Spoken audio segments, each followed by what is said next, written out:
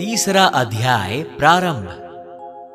अर्जुन ने पूछा, हे जनार्दन, यदि आपके तप से कर्म से बुद्धि श्रेष्ठ है तो केशव मुझे इस घोर कर्म में क्यों लगाते हो? मिले हुए वचनों से आप मेरी बुद्धि को भ्रम में डाल रहे हैं। निश्चय करके मुझे बतलाइए जिससे मैं कल्याण को प्राप्त होऊं। श्री कृष्ण जी बोले, हे निष्पाप अर्जुन, मैं पहले समझा चुका हूं कि इस लोक में दो प्रकार की निष्ठा कही है। एक तो सांख्य वालों का ज्ञान योग और दूसरा योगियों का कर्म योग। कर्मों का प्रारंभ ना करने से ही कोई निष्कर्म नहीं कहलाता और कर्मों का त्याग करके संन्यास करने से ही किसी को सिद्धि नहीं मिल जाती। मनुष्य क्षण भर भी कर्म किए बगैर नहीं रह सकता। प्रकृति के गुण ही सब मनुष्यों को कुछ न कुछ कर्म करने में लगाते हैं। जो अज्ञानी कर्म इंद्रियों को रोककर आत्मचिंतन करने के बहाने विषयों की चिंता करता है, वह पाखंडी मिथ्याचारी कहलाता है। हे अर्जुन, जो इंद्रियों को मन से दमन कर और विषयों में प्रवृत्त न होने देकर उनसे कार्य लेता है, वह कर्म योग का अभ्यास कहलाता है और श्रेष्ठ कहलाता है। अपने धर्म के अनुसार नियमित कर्म करो, क्योंकि कर्म ना करने से कर्म को करना अच्छा है। बिना कर्म किए तुम्हारे शरीर का निर्वाह नहीं हो सकता। हे कौन्तेय, यज्ञ के निमित्त किए जाने वाले कर्मों को छोड़कर जितने कर्म हैं उनके करने से मनुष्य को बंधन होता है। अतएव तुम फल की इच्छा त्याग कर यज्ञ के लिए कर्म करो। सृष्टि के आरंभ काल में ब्रह्मा जी ने यज्ञ सहित प्रजा को उत्पन्न कर प्रजा से कहा था कि यज्ञादि कर्म करके वृद्धि को प्राप्त होगे। यही सब कर्म तुम्हारे निमित्त कामधेनु होंगे।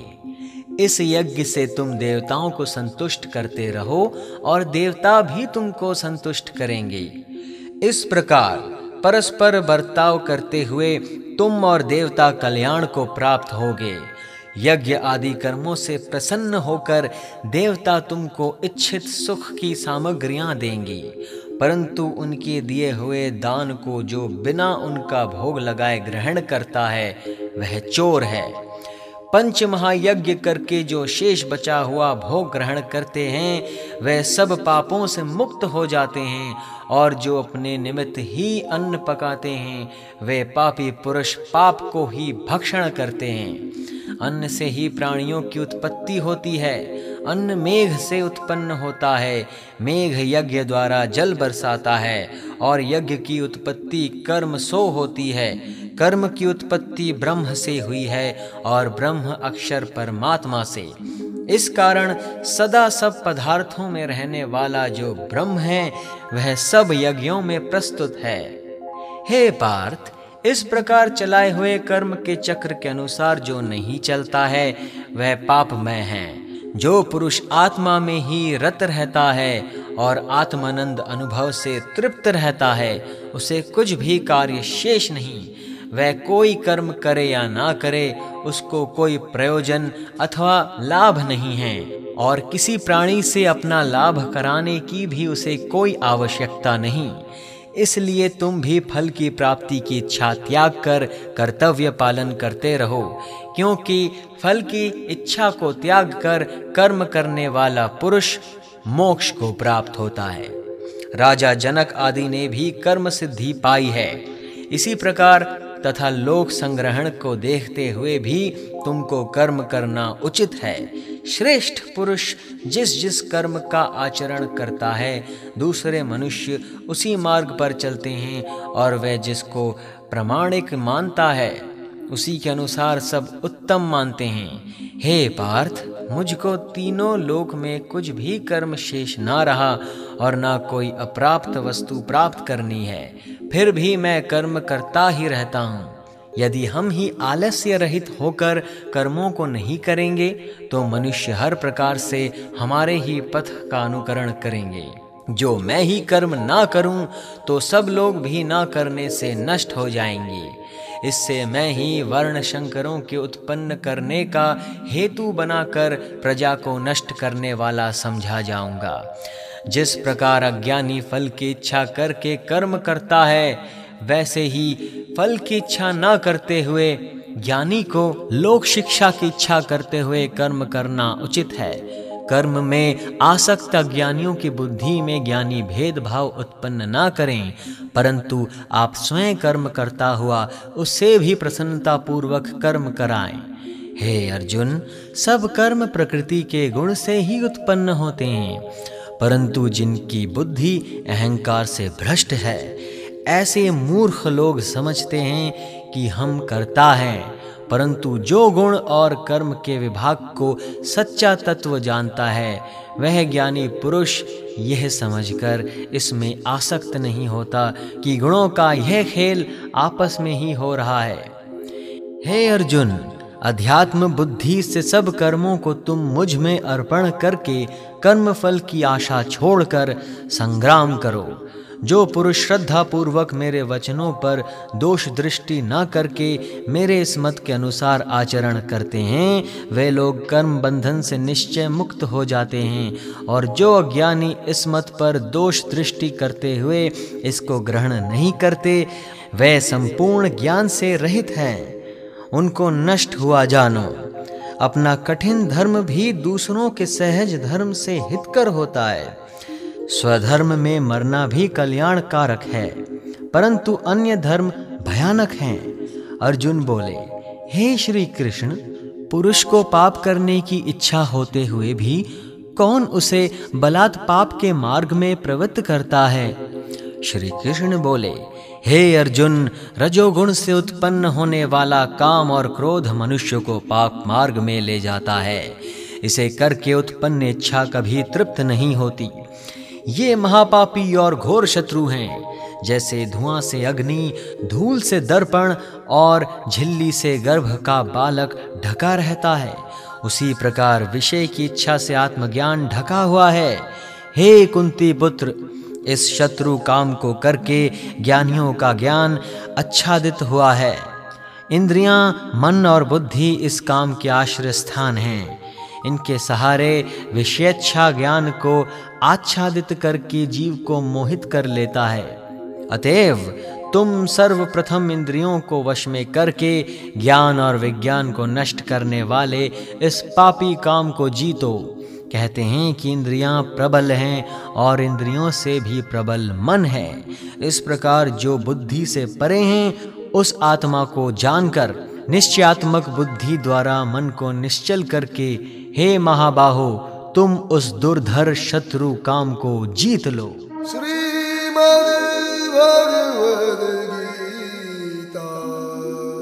तीसरा अध्याय समाप्त।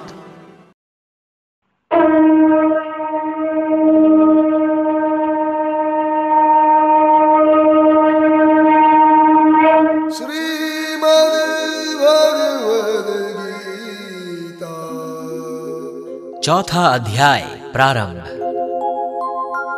श्री कृष्ण भगवान बोले, इस अविनाशी कर्म योग को मैंने सूर्य से कहा, सूर्य ने मनु से कहा और मनु ने राजा इक्ष्वाकु से कहा। हे अर्जुन, इस परंपरा से प्राप्त यह योग सब राजर्षियों से जाना, परंतु अधिक समय व्यतीत होने से यह लुप्त हो गया। वही प्राचीन योग आज तुमको मैंने बताया है, क्योंकि तुम मेरे भक्त और मित्र हो। यह योग रहस्य अति उत्तम है।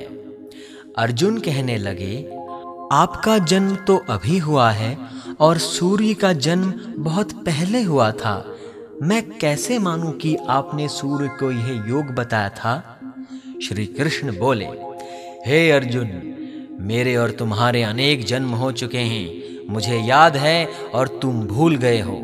मैं जन्म से रहित, अविनाशी, संपूर्ण प्राणियों का स्वामी, अपनी प्रकृति में स्थित हूँ, तथापि अपनी माया से जन्माता हूँ।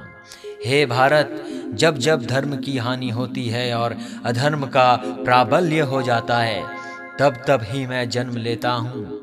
मैं साधुओं की रक्षा, पापियों का नाश और धर्म की स्थापना करने के लिए प्रत्येक युग में जन्माता हूँ।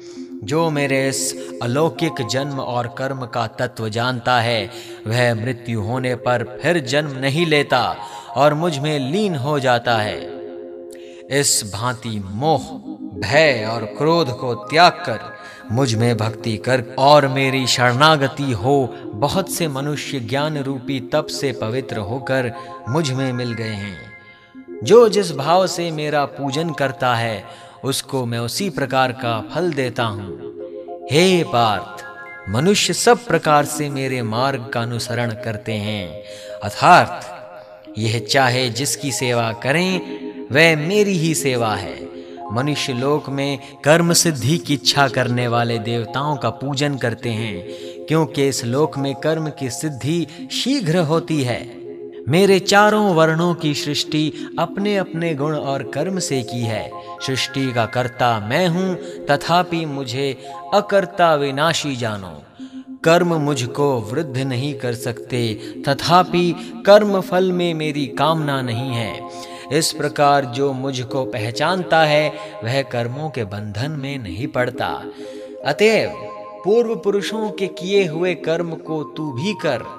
हे अर्जुन, कर्म क्या है और अकर्म क्या है, इसके विचार में विद्वानों की बुद्धि भी चकरा जाती है। उसी कर्म का वर्णन मैं तुमसे करूंगा, जिसके जानने से संसार के बंधन छूटकर मोक्ष के भागी होगे। कर्म, विकर्म और अकर्म तीनों का जानना आवश्यक है, क्योंकि कर्म की गति गंभीर है।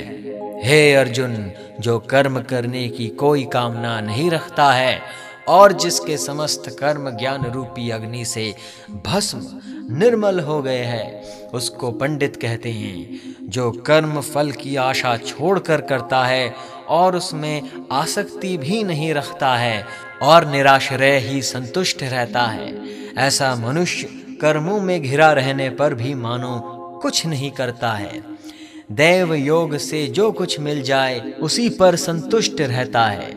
जो हर्ष, शोक आदि द्वंद्वों से मुक्त है तथा किसी से ईर्ष्या नहीं करता, कर्म की सिद्धि या असिद्धि में भेद नहीं समझता, वह कर्म करता हुआ भी उसमें नहीं बंधता।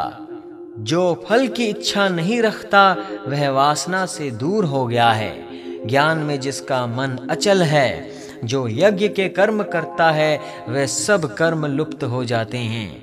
हवन करने का पदार्थ भी ब्रह्मा है, आहुति देने वाला भी ब्रह्मा है। इस प्रकार जिसकी बुद्धि में सब कर्म ज्ञान में है, उसको ब्रह्म प्राप्त होता है।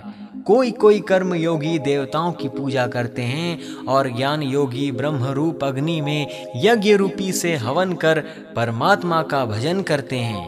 कोई ऐसे हैं जो अपनी इंद्रियों को तथा कर्मों को संयम रूप अग्नि में होम देते हैं, और कितने ही इंद्रिय रूप अग्नि में इंद्रियों के रूप शब्दादि विषयों को होम देते हैं। कितने ही लोग इंद्रियों के सब कर्मों को और प्राणों के कर्मों को आत्मज्ञान से प्रज्वलित संयम रूप अग्नि में होम देते हैं। कोई तो द्रव्य यज्ञ करते हैं, कोई तप यज्ञ, कोई योग यज्ञ, कोई स्वाध्याय और कोई ज्ञान रूपी यज्ञ करते हैं, और कोई प्राणायाम में तत्पर रहने वाले योगी प्राण और अपान वायु में प्राण को रोकते हैं और प्राण वायु में अपान वायु का लय करते हैं। कोई आहार को निरंतर कम करके प्राण को होमते हैं, वे यज्ञ वेत्ता है, और यज्ञ ही से इनके सब पाप नष्ट हो जाते हैं। जो यज्ञ में बचे हुए अमृत रूप अन्न को खाते हैं, वे सनातन ब्रह्म को प्राप्त होते हैं।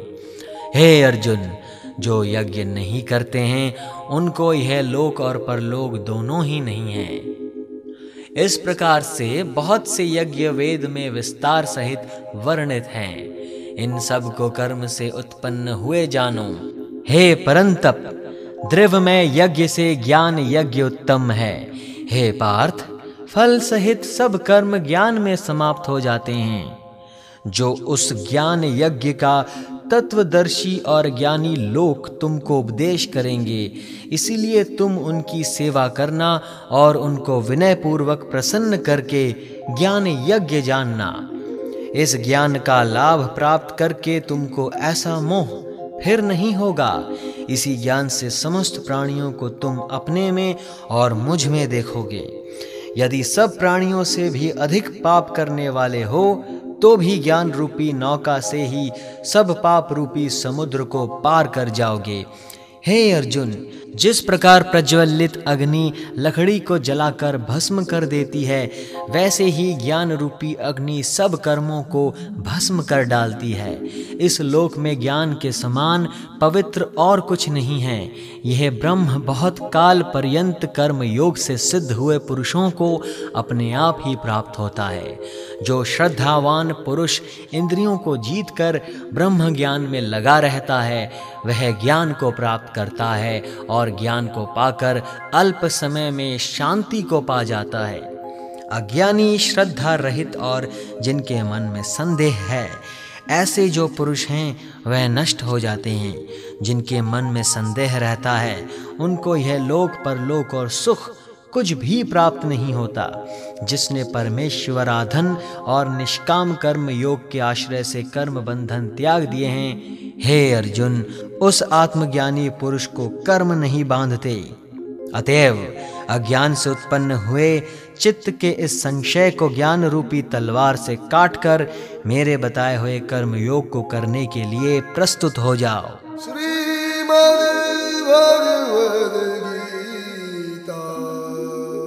चौथा अध्याय समाप्त।